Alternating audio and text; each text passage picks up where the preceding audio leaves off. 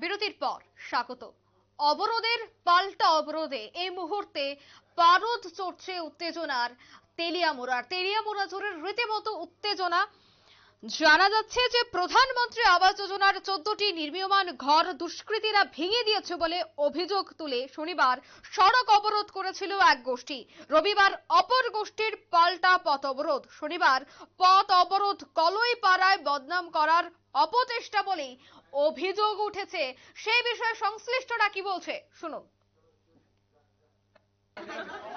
আমরা যে চলতেছি যে আমরা ভাই বন্ধু বলিয়া আমরা সবাই একতা কইরা একই ভাবে আমরা চলতেছি। গরু আনে, ছাগল আনে, পছন্দ সব করতেছি কিনা। যদি আমরা খারাপ যদি করতে চাই, তারা যদি তো ফসল আমরা দিল নাইলে পারলো নাইলে, তারা ফসল দিয়ে তারা পেট পালতো, তারা পারলো নাইলে। তবে আমরা তো খারাপ করতে চাই না, সুস্থ ভাবে আমরা রয়েছি এখানে। তবে এরা বদনাম করে এটা গড় বাংসে ফিলার ব্যাঙ্গা ব্যাঙ্গা ভরদা কইসা বদনাম করছে ট্রাইবেল। তো এখানে কুঞ্জুমরা আর কলইপাড়া এরা মিললে ব্যাঙ্গা দিছে। এখানে যদি এরম ভাবে যদি আমরা যদি চাই, তাহলে তো তার ফসল যত আছে সবকিছু আমরা পরিষ্কার করতে পারলো না। আমরা তো করি না। রাত্রে 10টা 9টা গরু লইয়া যায়। একটা গরু আমরা গিয়া গাড়ির চাকা ফালাই না, সাইকেল চাকা ফালাই না। আয়ের 2টার সময় 3টার সময় গরু ছাগল আনে, তবে আমরা সুস্থভাবে 60 করে গরু পাস করি, ছাগল পাস করি। একটা ছাগল তারা হারাইছে নি কিনা। যদি খারাপ করতে গেলে তো আমরা ছাগল কাটতে খাই।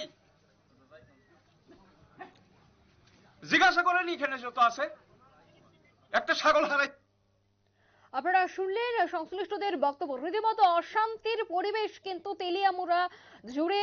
একেবারে অবরোধের পাল্টা অবরোধে উত্তেজনার পারদ ক্রমশ চলছে তেলিয়ামুড়ার কলইপাড়ায়। সেই বিষয় নিয়ে আমি আরো বিস্তারিত জানবো।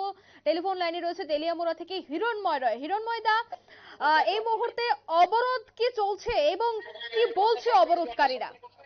অবরোধকারীদের দেখো, গতকাল যে একটা লেখা নিয়ে এবং পথ অবরোধ হয়েছিল এবং যে বাড়িঘর ভাঙা হয়েছিল, তো সেখানে যে লেখা হয়েছিল ওয়াংশা গেট আউট রেড জোন। তো আজকে যে সেখানকার যে উপজাতিরা আছে তাদের বক্তব্য সেটি তারা লিখেনি, এবং যে লিখেছে, কারণ এখানের মধ্যে এই জায়গার মধ্যে হিন্দু বাঙালি এবং উপজাতিরা ভাই ভাইয়ের মতো চলছে দীর্ঘদিন 2000 পর থেকেই।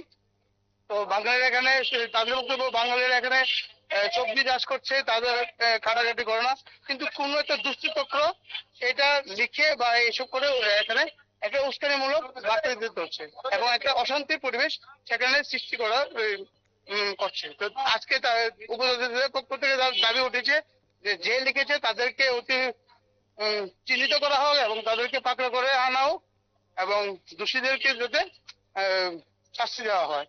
অবরোধস্থলে কি কোনো ধরনের প্রশাসনিক কর্তারা উপস্থিত হয়েছেন? হ্যাঁ, সেখানে তেলিয়ামুড়া থানার ওসি এবং তেলিয়ামুড়া এসডিপি সহ প্রশাসনিক আধিকারিকরা সেখানে গিয়েছে এবং নেতৃত্ব গিয়েছে সেখানে এবং তাদের সঙ্গে কথা বলছে। বর্তমানে এখনো পথ অবরোধ রয়েছে, ব্রহ্মছড়া এবং তেলিয়ামুড়ার যে রাস্তা অবরোধ এখনো রয়েছে।